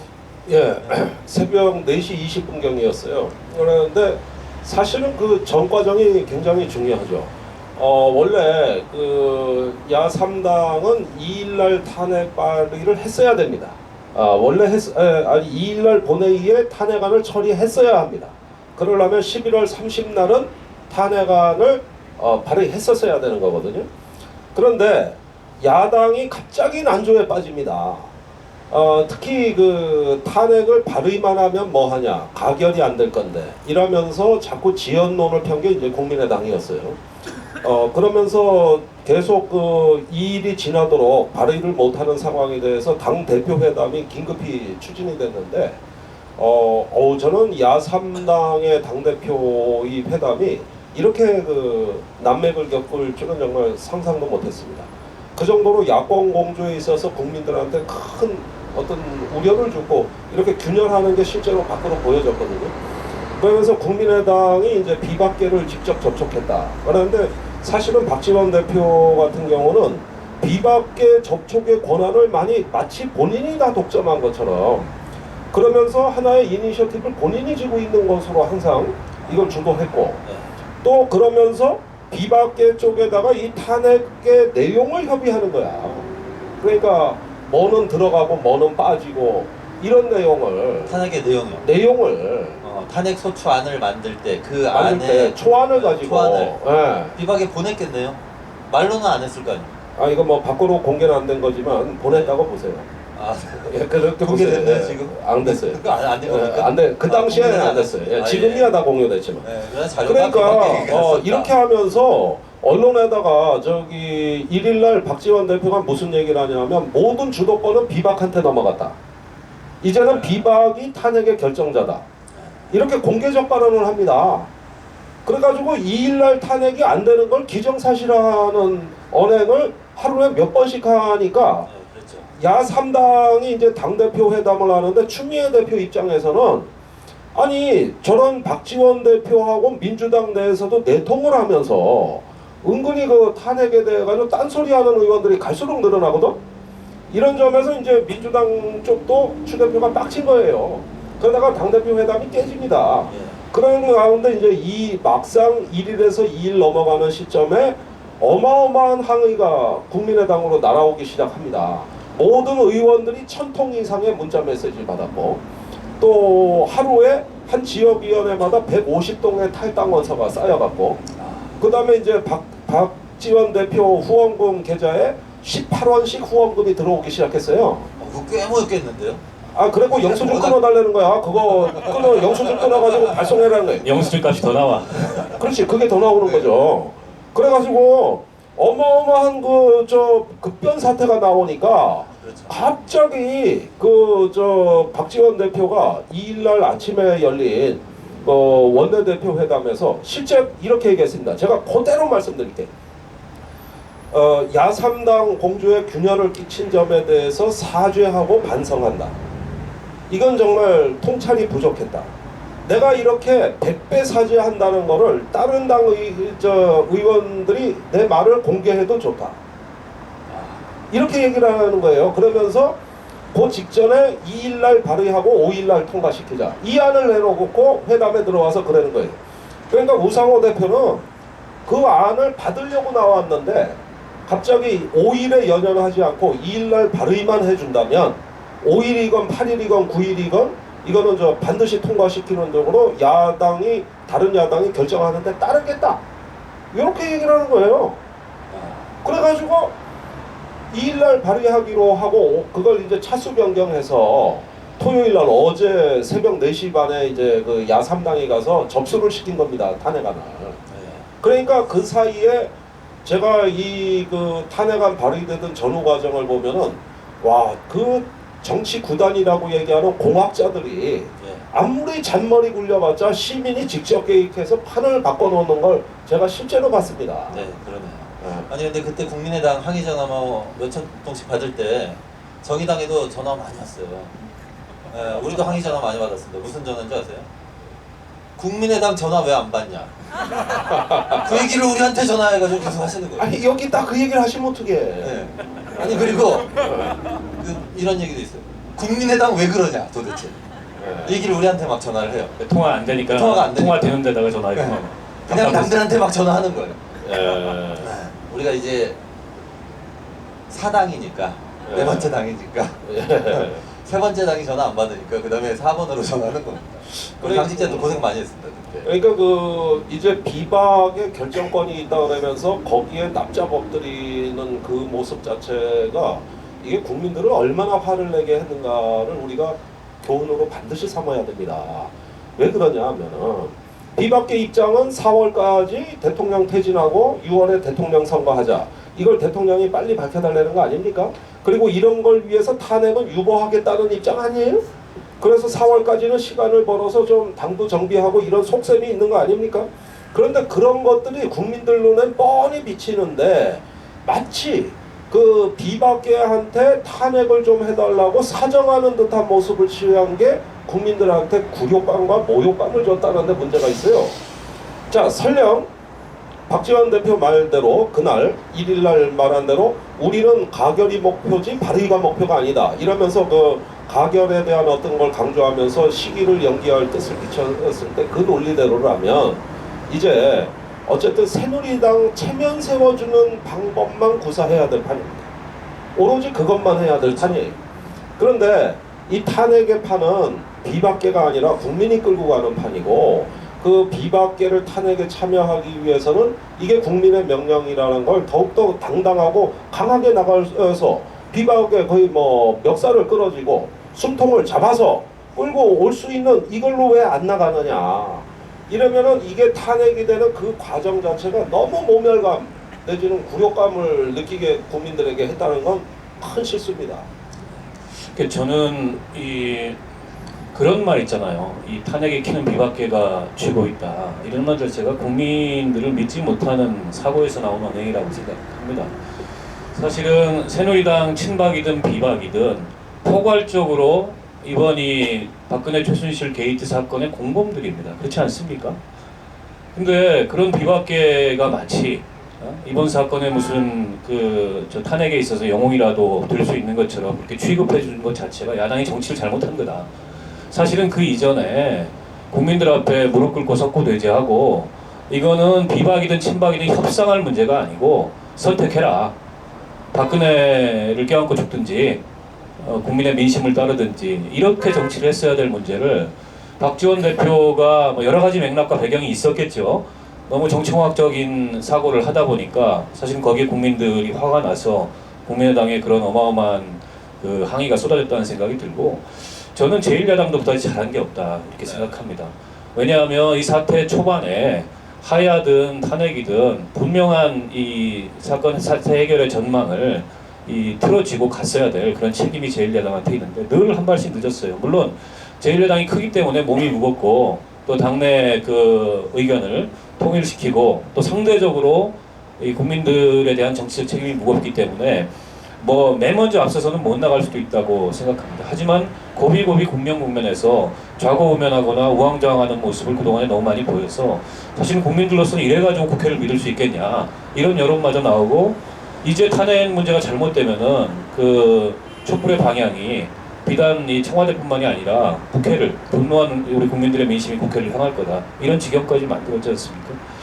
다행히 어제 집회를 통해서 그동안에 이 야권 내부의 자중질환이나 우왕좌왕 문제가 다 정리가 됐습니다. 정리됐어요. 네, 역시 국민들의 힘으로 정리가 된 거고 이제 앞으로 남은 며칠 동안 청와대에서 박근혜가 또 국민들 앞에서 어떤 사기를 치든 무슨 그 헛소리를 담아라고 해서 발표하든 이미 출발한 탄핵 열차를 멈춰서는 안 된다. 우왕좌왕해서도 안 된다. 그냥 앞으로 직진해야 된다 이렇게 생각합니다. 예, 그래서 어제 그 비상행동 박근혜 퇴진 비상행동 그 대표단이 박지원 대표를 만나서 한 말도 뭐냐면은 탄핵은 우리가 시킬 때니 국민을 믿고 발의하는데 왜 망설이냐. 우리가 우리 힘으로 탄핵이 가결될 수 있도록 국민의 힘을 믿고 가라. 그 자세만 있으면 우리가 찾아올 일도 없다. 이래가지고 1시간 반 동안 면담에서 박지원 대표를 완전히 굴복을 시키고 갔습니다. 이게 전체로 이렇게 뭐 양보하고 자세를 낮출 뿐이 아니거든요. 그런데 바로 그 국민에 관한 믿음을 강조하면서 두고 봐라. 이제 우리 시민들이 세상을 바꿔놓는데 그걸 믿고서 일단은 탄핵의 길로 또박또박 가라는 것이죠. 그런데 이게 왜 중요하냐면은 지금까지의 어떤 정치적인 여러 우리가 사태와 국면과 달리 지금의 상황은 이 시민이 국회를 직접 움직이는 단계까지 갔다는 매우 중요한 포인트가 여기서 나온 겁니다. 그리고 민주당이 왜 그러면 그렇게 모호하냐? 민주당은 원죄가 있어요. 그 사이에 추미애 대표가 김무성 대표하고 면담을 했다고. 그러니까. 그 다음에 그 전에는 또 청와대 영수회담을 제안했고, 이런 어떤 그 원죄가 있기 때문에 강하게 치고 나오질 못하는 거예요. 각자 따로 플레이를 하려고 했던 게 다 실패한 기획으로 판명이 났고, 그래서 한 건도 민주당은 성과를 올리지 못했거든요. 그러다 보니까 그 원죄 의식 때문에 강하게 박지원 대표를 압박하지 못하는 거야, 또 제1야당이. 그러니까 이제 이런 것들을 어느 정도 중재하면서 그래도 상황을 가장 정확한 주장을 하는 건 누가 뭐래도 정의당입니다. 하나의 큰 배를 끌고 오는 예인성 같은 존재죠. 저 제1야당, 제2야당 큰 배들을 항상 작은 정의당이 그래도 끌고 왔다. 이런 그렇죠. 어떤 예인성 같은 작은 배. 이게 바로 예인선 저거예요. 운전하는 분들이 네. 연봉이 세잖아요. 네. 네, 굉장히 셉니다. 아 그래요? 네. 도선사를 얘기해요, 도선사. 아. 네. 예인선을 운전하는 건 아니고 아 그런가요? 그 앞에 서가지고 배가 항구로 접안할 수 있도록 네. 그 바닷속 지도를 머릿속에 넣고서 그걸 갖다 유도하는 사람들이 상당한 도선사인데 전문직. 하여튼 네. 우리가 그런 존재다. 근데 왜 우리 당직자들 월급은 이거밖에 안 돼? 그러게. 딴 얘기 하겠습니다. 아니 근데 세다는. 정말로 그 김종대 의원님 말씀이 맞아요. 그러니까 추미애 대표가 김무성 씨 만나기 전날 네. 야 3당이 합의를 했잖아요, 대표가. 예. 그래서 여당하고 협상 따로 없다 이런 걸 결정을 했었단 말이죠. 그렇죠. 그러고 다음 날 그렇게 각자 플레이했어요. 예. 우리만 가만히 있었어. 예. 우리는 그 말을 믿고 착해 빠져가지고 예. 개별 행동을 안 한 거죠, 저기다가. 예. 그런 거 아닙니까? 예. 그런데 사람들이 저한테 그래요. 너네는 왜 이렇게 착하냐? 예. 약속한 대로만 하고. 아니 대신 똥볼은 안 차잖아 우리가. 그렇죠. 그런데 제가 그 추미애 대표 쪽 이야기를 들어보니까 그래요. 왜 추 대표는 그렇게 혼란스러운 행보를 하냐? 그 벌써 한두 번도 아니고 그렇게 물어보니까 이쪽 얘기는 그거예요. 지난 총선의 그 공천 오적들이 다 박지원 쪽이나 이런 데하고 연결돼서 툭하면 총리 얘기를 꺼내다가 무슨 또 뭐 비방 얘기를 꺼내다가 이러면서 지금까지 야권을 흔들어 온 게 다 당내에 있다는 거예요. 그랬을 때 추 대표가 좀 속된 말로 빡친다고. 그때 강경 발언이 나오거나 예상 못했던 행보가 나오는 거라고 지금. 예, 그 당내 문제예요, 그게. 그 얘기가 다른 당 내부 문제로 넘어가면 그러니까. 이게 저희가 무슨 뒷담화하는 것 같으니까 아무튼 다 보고 있는데. 이 판이 지금 워낙에 커진 판입니다. 그리고 정말 이 우리 국민들의 주권의식이 폭발하는 상황이기 때문에 얕은 꼼수나 이런 그 어설픈 공약이나 이런 게 전혀 통하지 않는 상황이라는 것을 이 국회에 계신 분들이 직시하고 정말 민심이 명령하는 게 뭔지를 귀 기울여서 그 민심이 명령하는 길대로만 가면 지금 뭐 실수할 일도 없고 똥볼 찰 일도 없다. 자꾸 여기서 근데 그런 얕은 수나 낮은 공약을 가지고 이 문제를 핸들링 하려다 보니까는 실수도 나오고 똥볼도 나오고 국민들 비판도 받는 거다. 더 이상 그래서는 안 된다 이렇게 생각합니다. 자, 네, 이제 잘 정리가 됐습니다. 네, 그러면 9일까지는 이제 쭉 가는 겁니까? 그러니까 이제 이 탄핵안은 발의가 되잖아요. 그러면 그 다음번에 첫 번째 열리는 본회의에 보고하게 돼 있습니다. 그런데 본회의가 8일에 있어요. 그러면 보고가 된 시점으로부터 24시간 이후 72시간 이내에 의결을 하게 돼 있는 거거든요. 그러니까 8일날 몇 시에 발의하느냐도 중요해요, 사실은. 9일날 본회의 일정을 감안해야 되니까. 그래서 9일날은 이제 빼도 박도 못하고 표결하는 시점이 되도록 이렇게 일정표가 짜여져 있고 여기에는 다른 유연성이 없어요, 현재. 국회 일정은 그렇고요. 한 가지 변수가 이제 비박이 요구하고 있는 그리고 새누리당이 당론으로 모은 4월 퇴진, 6월 조기 대선 이걸 이제 청와대가 받느냐, 뭐 아직까지 받는다는 소식은 없습니다. 근데 가능성이나 개연성은 있지요. 뭐 공주에 워낙 몰려 있으니까 그럴 경우에 또 상황이 어떻게 갈 거냐 이 문제인데 새누리당 비박들 움직임이 계속 갈팡질팡해요. 그렇습니다. 박근혜 담화 이후에 이 탄핵에서 유턴하는 식의 흐름들이 많다가 그리고 4월 퇴진론 이쪽으로 무게중심이 가다가 어제 촛불 집회를 보고 나서 또 놀래가지고 지금 뭐 주말 사이에 비박이 면담을 하니 안 하니 이런 얘기 우왕좌왕했는데 거의 안 하는 걸로 지금 정리가 돼가고 있지. 지금 청와대가 침묵하고 있고 네. 전혀 면담이 추진된다는 소식이 안 들립니다. 네, 그리고 네. 비박 중에 일부 뭐 언론에서 강경파라고 표현을 하던데 일부는 야당과 합의가 되지 않는 이상 설사 박근혜 대통령이 그런 입장을 표명해도 탄핵은 추진돼야 되고 자신들은 찬성표를 던질 거다 이렇게 얘기를 하고 있어서 저는 어제 232만 명이 밝힌 촛불이 이 9일 탄핵으로 가는 데 있어서 결정적인 또 한 번의 그런 역할을 했고 네. 저는 만약에 여기서 새누리당 비박들이 어떤 얕은 수를 또 필려 그러면은 그 민심에 정말 압사당하게 될 거다 이 점을 분명하게 경고합니다. 대통령이 토론하겠다 이런 얘기도 있더라고요. 네. 토론을 할 능력이 되나요? 그러니까요. 근데 뭐 방송사 저 높은 사람들 모아놓고 네. 프레스 센터에서 보통 하듯이 예. 관훈 토론회 하듯이 뭐 그런 식으로 할 모양이더라고요. 네. 글쎄요. 저는 뭐 네, 그 뭐, 가능성이 없어 보입니다. 아니 우리 그렇죠. 네, 아니 박근혜 대통령이 상식을 가진 분이라면 이렇게 얘기하는 게 도대체 아니 그러니까 다음부터는 안 할 것 같긴 한데 예, 제가 보기에는 어쩌면 무슨 짓이든 할 수는 있어요. 그런데 왜 하느냐가 중요한 거죠. 지난번 3차 담화가 뭡니까? 마치 11월 30날 탄핵이 발의될 것 같으니까 그 임박한 시점에 부랴부랴 발표한 담화입니다. 예, 그 그랬죠. 담화는 자 여야가 합의해서 퇴진 일정 짜와라 이거였어요. 그러면 법에 정한 절차대로 물러나겠다 이거였습니다. 이게 3차 담화인데 이틀 후면은 탄핵안 발의라고요. 그거를 비상사태로 보고 막으려고 했던 겁니다. 그러면 지금도 그 생각에는 박 대통령은 변함이 없는 거예요. 탄핵과 하야 둘 다 안 하겠다는 겁니다. 둘 다 안 하겠다는 거예요. 그래서 회심의 일착을 던지니까 비박이 진짜 혼란에 빠지는 걸 봤거든요. 그렇다면 지금 대화제의를 한다는 이야기는 뭡니까? 탄핵을 일단 저지하면서 하야 얘기도 적당히 퉁쳐서 넘어가겠다.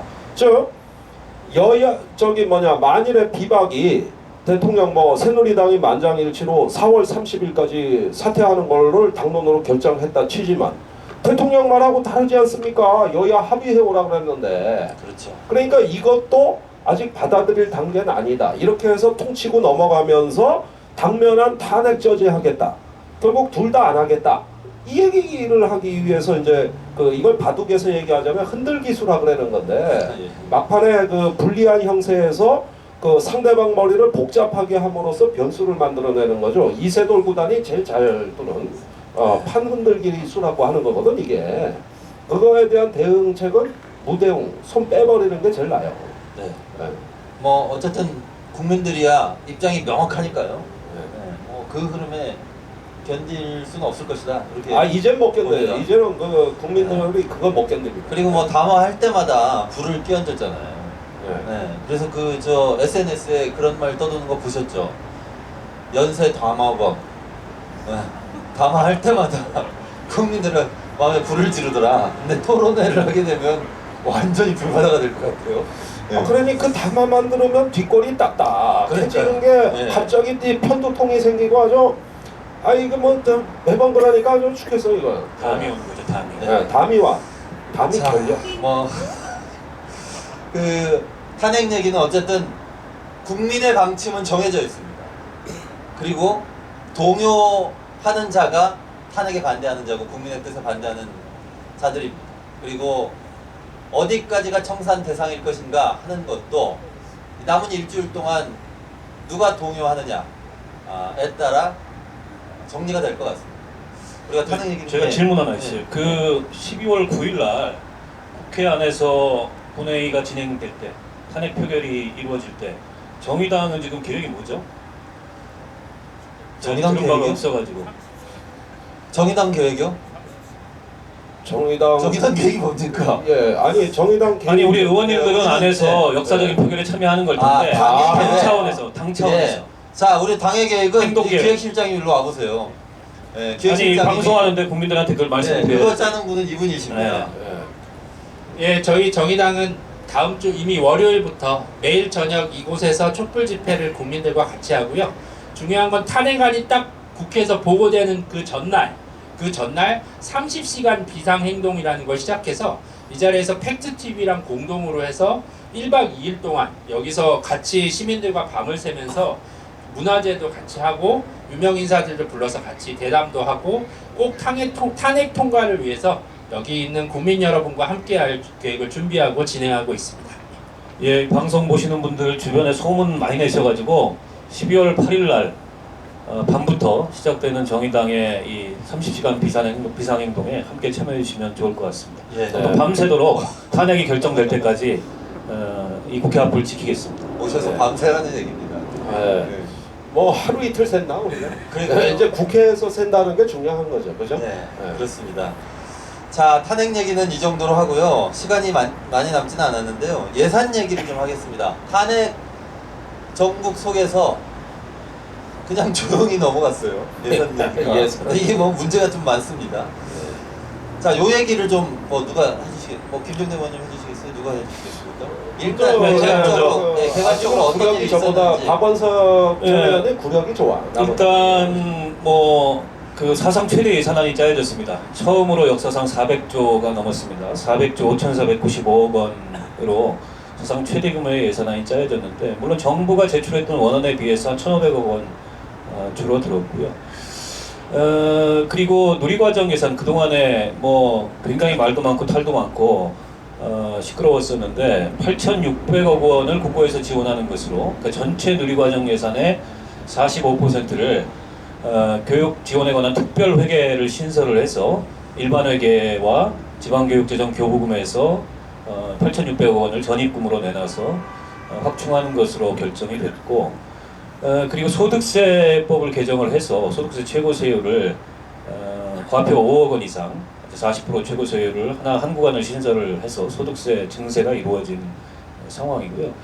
근데 보니까 이 예산의 꼼수는 어디 숨어 있냐면 최순실 예산을 많이 삭감했잖아요. 한 1,800억 정도 삭감했습니다. 특히 그 문화관광부 쪽 예산, 창조자 들어간 예산 이런 거를 일체를 다 삭감을 했는데 그 삭감된 돈이 이른바 국회의원들의 지역구 챙기기 예산으로 고스란히 들어갔다는 거죠. 그래서 SOC 예산이 전체적으로 4천억 원이 늘었고 예산 심사하는 와중에 3,700억 원이 증액이 됐습니다. 정부 원안에 없던 게 3,700억이 증액이 됐다는 거죠. 그래서 이 와중에도 깨알같이 챙기셨더라. 특히 이정현 그 새누리당 대표 같은 경우에는 지역구에 무려 140억 원 정도의 자기 지역구 예산을 증액을 했고 또 새누리당의 원내대표, 또 더불어민주당의 대표 이렇게 힘 있는 분들이 지역구 예산을 알뜰하게 챙겨 가셨는데 우리 심상정 대표나 노회찬 대표는 지역구신데 좀 뭐 예산 좀 따셨나요? 글쎄 그래서 이제 저희도 죄송한 마음을 금할 수 없는 상황이에요. 그 와중에 지역 예산을 못 땄습니까? 뭐 안 보여요 제가 보니까. 네. 그래서 저 죄송하게 생각하고 있어요. 네. 아니 저는 뭐 어쨌든 이정현 대표 예. 정말 대단한 분이다. 예. 이 와중에도 지역구 예산을 그렇게 따내는 거 보니까 이분이 지역구 예산 따내려고 대표 사퇴를 안 하고 그동안 버텨왔나 이런 생각도 들더라고요. 제가 저 항목들을 보니까 이게 없던 예산안인데 이른바 쪽지 예산으로 들어간 예산이에요. 순천만 야간 경관 조성 사업 50억 원, 순천 유소년 청소년 다목적 수영장 건립 50억 원, 순천 유소년 청소년 스포츠 체험센터 10억 원, 순천 관내 하수관로 정비 사업 33억 8,100만 원. 이래가지고 144억의 예산이 없던 예산이 이른바 실세 예산으로 들어가 버린 거죠. 사실은 그동안에 이 예산 심사할 때마다 이런 당대표나 국회에 힘 있는 사람들의 이 지역구 챙기기 예산, 특히 쪽지 예산 형태로 반복되는 게 국회 예산 심사의 가장 큰 문제라고 지적이 되었음에도 불구하고 이 최순실 박근혜 게이트의 와중에서도 이런 그 잘못된 관행이 그대로 되풀이됐다는 점에서 매우 유감스럽습니다. 그렇다 보니까 최순실 예산이 1,800억 원이 삭감이 되는데도 전체 예산 삭감 규모가 1,500억 원밖에 안 되는 거죠. 그만큼 이제 국회의원들의 지역구 예산 챙기기가 이번에도 기승을 부렸다. 그런데 그 와중에 힘없는 정의당의 대표나 원내대표는 뭐가 없더라. 못 챙겼더라. 이랬는데.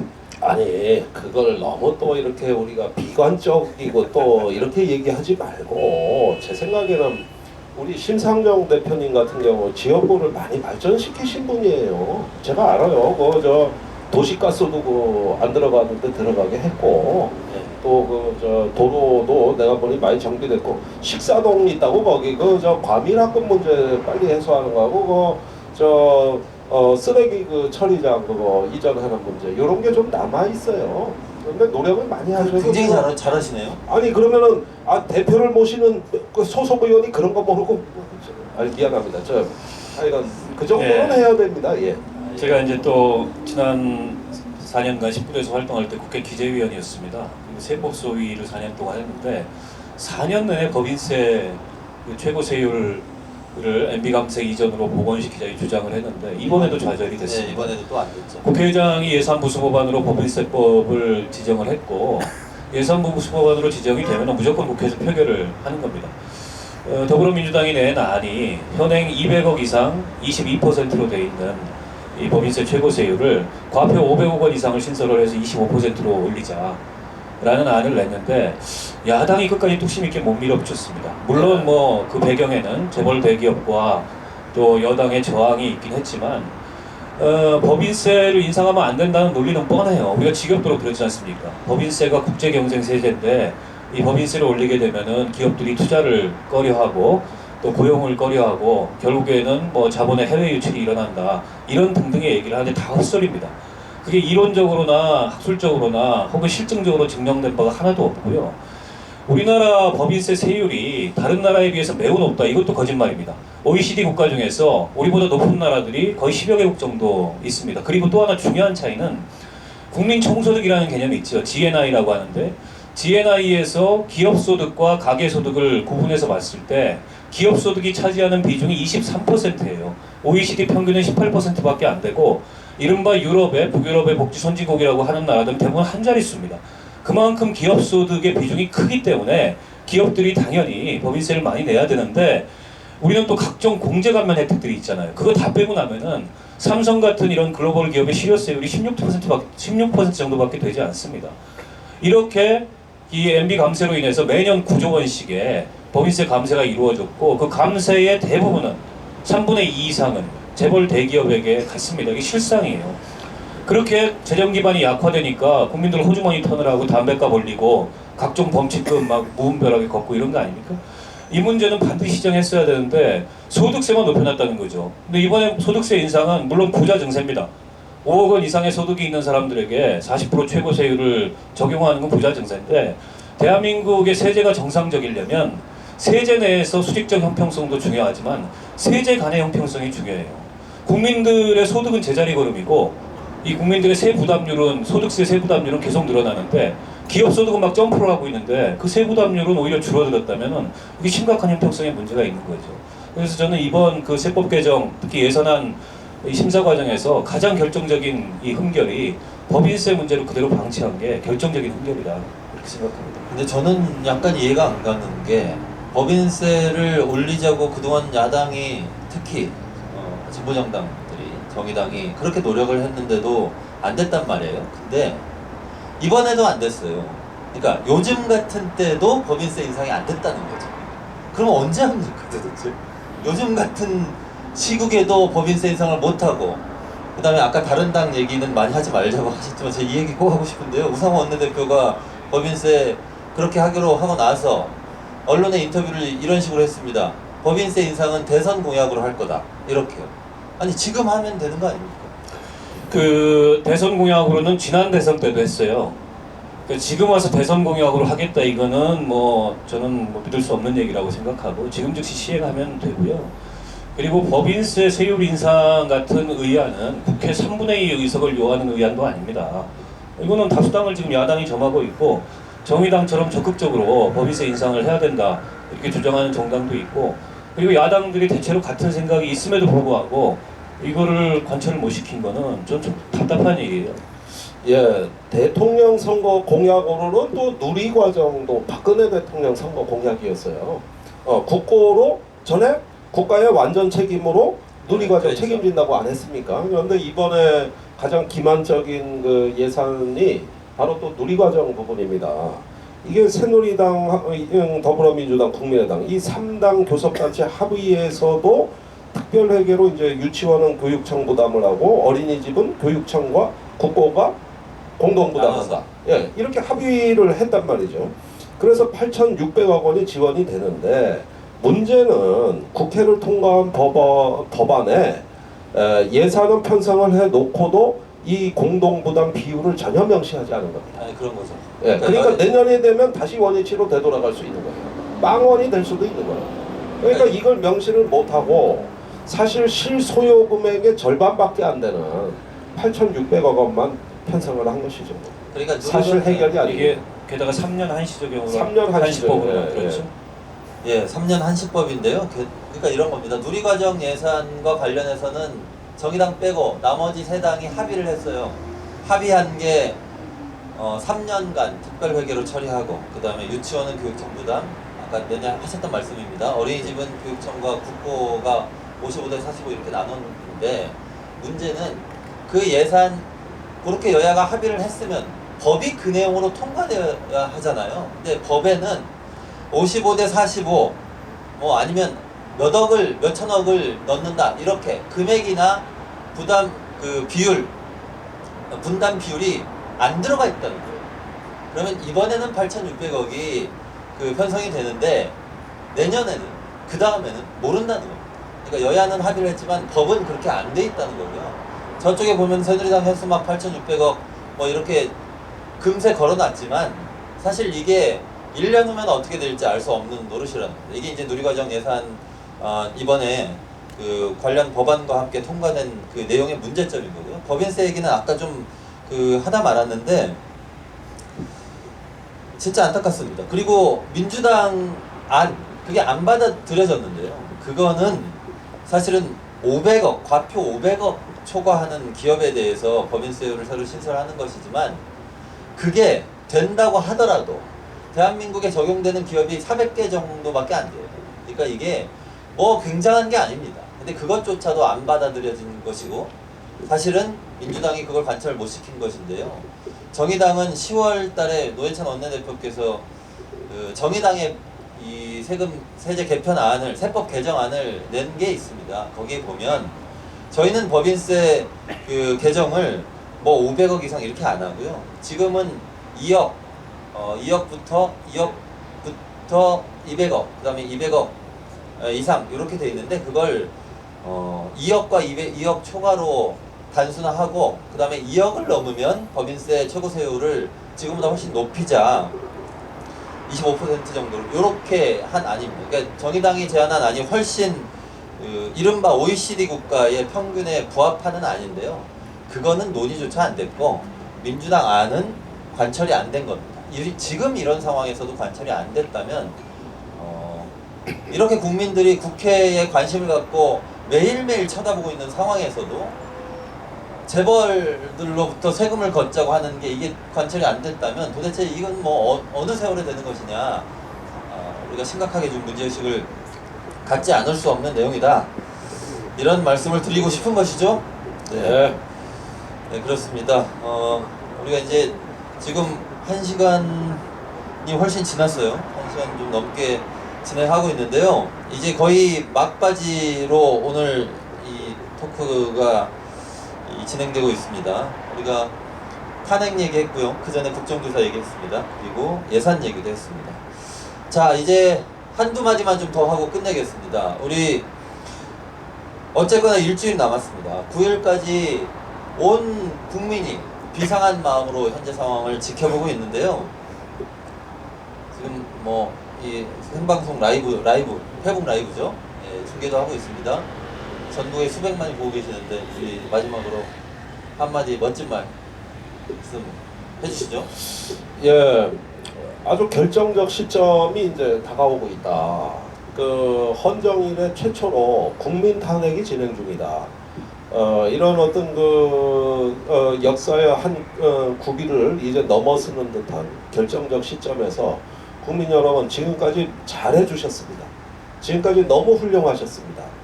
또 지금까지 우리라는 공동체가 새로 탄생했고 더욱더 강해졌습니다. 이제 마지막 활용 점정이 남았다. 그리고 이 탄핵은 과연 무엇인가? 박근혜를 탄핵하자고 하는 것입니다만은 그것은 또한 기존의 구체제에 대한 탄핵입니다. 그래서 방금 누리과정 이야기도 들으셨고 또 예산에서 정의가 사라진 법인세, 소득세 이야기도 잘 들으셨다면 이제 박근혜 대통령을 탄핵한다는 것은 곧 박근혜 개인이 아니라 이렇게 그 무언가 점점 어두운 시대로 과거로 되돌아가는 구체제에 대한 탄핵이다. 여기까지는 우리가 다 공감하실 거라고 봅니다. 문제는 이렇게 대통령을 탄핵했다 하더라도 그 다음에 새로운 나라를 만들어 나갈 수 있는 과연 우리 야당이 정의당이 준비된 세력인가? 이후에 더한 어떤 정책과 대안을 가지고 이 탄핵 이후 국면까지도 내다보면서 새로운 나라를 만들어 나갈 수 있는 국민 여러분의 엄청난 에너지와 창의력, 그 다음에 그 정치에 직접 참여하는 위대한 시민의 본연의 모습을 계속 보여주셔야 된다. 과거의 4.19 혁명, 87년 6월 항쟁, 또 79년 서울의 봄, 어느 순간에 우리가 하나의 깔딱고개를 넘었다고 하고 안주하는 순간 어떻게 됐습니까? 나라의 민주주의가 또 10년, 20년 후퇴하고 결국은 죽 서서 개 주는 양상을 우리가 3번이나 겪지 않았습니까? 그런데 이제 19일 날 저는 탄핵이 반드시 통과되리라고 확신합니다. 그건 이미 국민 여러분 승리하셨어요. 그런데 그걸 통해서 우리는 새로운 대한민국으로 나갈 수 있는 정말 한 시대를 책임질 수 있는 강한 시민, 자긍심이 넘치고 창의력 있는 또 에너지가 넘치는 우리 시민은 더 강하게 결집돼 주셔서 정의당의 깃발을 주시해 주셔야 된다. 또 정의당이 그 중심에 서겠다. 이런 어떤 그 자세를 가지고 갈 길은 멀다. 이제 시작에 불과하다는 것을 분명히 우리는 인식해야 된다는 걸 꼭 말씀드립니다. 예. 박원석 의원님. 네. 내년이 2017년이지 않습니까? 그러니까 87년 민주항쟁이 일어나고 또 현행 헌법체제가 들어선 지 30년이 되는 해입니다. 그리고 97년 IMF 경제위기로부터 20년이 되는 해고 2007년 겨울에 대통령 선거를 통해서 보수 정권이 들어선 지 10년이 되는 그런 해입니다. 여러모로 의미 있는 해인데요. 그동안에 지난 30년간 대한민국이 만들어왔다고 우리가 자부심을 갖고 있는 민주주의 체제, 이 민주주의 체제에 대한 심각한 회의와 또 심각한 위기를 우리 국민들이 느끼고 계시다 이렇게 생각을 해요.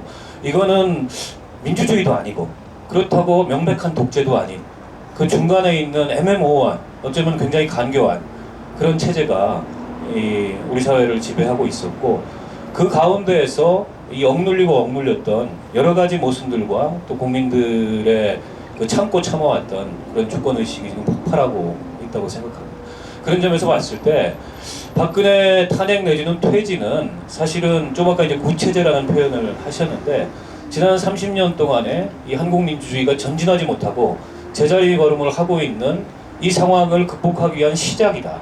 이게 끝이 아니라 박근혜 저는 퇴진과 탄핵은 이제 명백한 사실이 됐다고 생각합니다. 우리 국민들이 매주 촛불을 들고서 이 거리에서 그걸 증명해냈고 그리고 대한민국의 민주주의를 국민의 손으로 만들어가고 있다고 생각합니다. 국회의원들은 그 명령에 따르면 되는 겁니다. 근데 박근혜 탄핵이 이루어졌다고 박근혜 퇴진이 이루어졌다고 해서 우리 민주주의가 질적으로 저는 바뀌는 건 아니라고 생각합니다.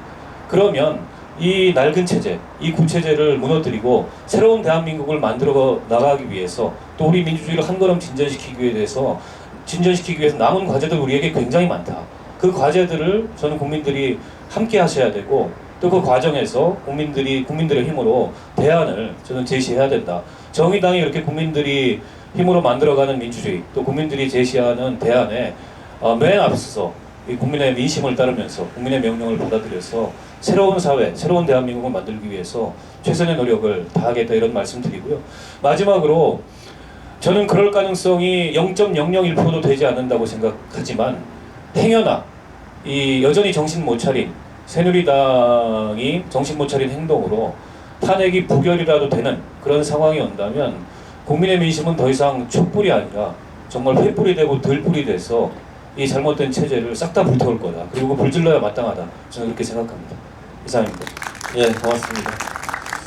마지막 말씀이 참 와닿네요. 잘못된 체제를 싹 다 불태울 것이다. 아까 방송하기 전에는 그냥 다 불태워야 돼 이렇게 얘기하셨거든요. 그 무서워가지고 제가 불태우면 안 되고 우리는 말든지 아, 불태우는 예, 것이죠. 체제를 불태우자 이런 거였습니다. 예. 어디 가서 뭐 불을 붙이자 이런 게 아닙니다. 체제를 불태우자. 저 아래서는 집 하나가 불에 탔더라고. 아 그렇죠. 예. 그러나 우리는 체제를 불태우고 예. 12월 25일이 오면 크리스마스가 되고 1월 1일이 되면 새해가 되듯이 다음 주 9일이 오면 대통령이 탄핵됩니다. 우리는 우리의 힘으로 반드시 그렇게 할 것이고요. 그렇게 하기 위해서 오늘도 이렇게 많은 분들이 거의 한 3,000명 되는 것 같은데 많은 분들이 모여서 끝이 안 보여요. 다들 아쉬워하시는데 이제 끝내야 되겠습니다. 이거 참 계속 하고 싶기도 한데 자 어쨌든 오늘 그래서 이렇게 모여서 우리의 마음을 또 모으는 시간을 가져봤습니다. 두 분께 감사드리고요. 또 오늘 와주신 우리 3,000명의 시민 여러분들께도 감사드리고 방송을 통해서 보신 수백만 명의 국민 여러분들께도 감사드립니다. 저는 이거 진행하면서 여기 좁아 죽는 줄 알았어요. 여기 잘 안 들어와가지고 다리 한쪽에 내놓고 이렇게 계속 했는데요. 앞으로는 좀 이렇게 테이블 2개 부탁드립니다. 감사드리고 이것으로 다운로드 50만에 빛나는 정치카페 시즌2 호회 모두 마치도록 하겠습니다.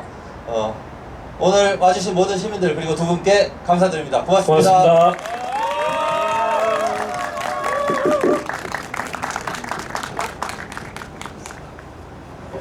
앞서 하는 거지. 고생하셨어요.